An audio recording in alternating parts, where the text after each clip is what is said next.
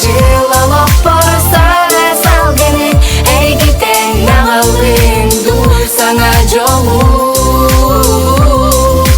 Бул саңа жылалок борсаңа салгыны Эгитен ағалым дур саңа жолу Бул саңа жыл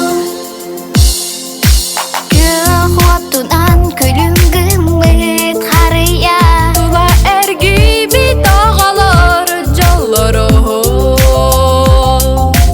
Бул саңа жыл жоллок керек түнүгер Хаз бири тагер сүрәгин жертин ду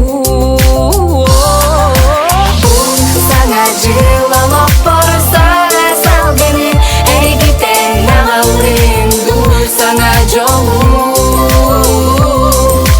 Бул саңа жылалок борсаңа салгыны Эгитен агалым дур саңа жолу Бул саңа жыл Бул саңа жыл Бул саңа жыл Бул саңа жыл Бул саңа жыл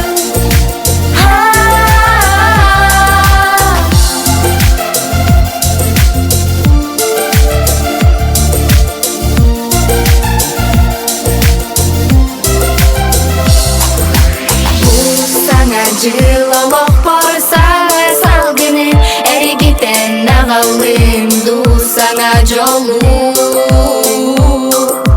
Бул саңа жылалок борсаңа салгыны Эгитен агалым дур саңа жолу Бул саңа жылалок борсаңа салгыны Эгитен агалым дур саңа жолу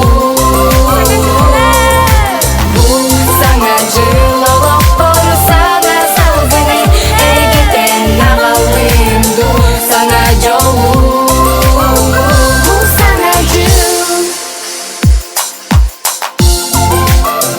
Бул саңа жыл Бул саңа жыл Бул саңа жыл Бул саңа жыл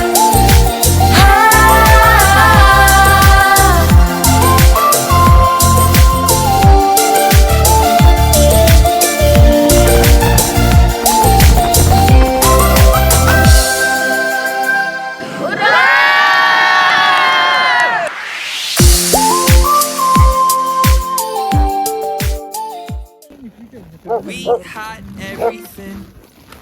Then one day he just got up in there. Said he's cool and got a nicer team. I bet he's like a masterpiece. Дед Мороз Гереня. And I bet he's got a bigger cock. Twice my height and built like a rock. I need to ditch all these intrusive thoughts. I'm More deep and run like a lot. But I'm not sad about it. It's clear that you're a scoundrel. You were my lead. It's clear to see we were never meant to be. You asked me if I'd write a tune to tell you how much I love you. Then you went off with some dude.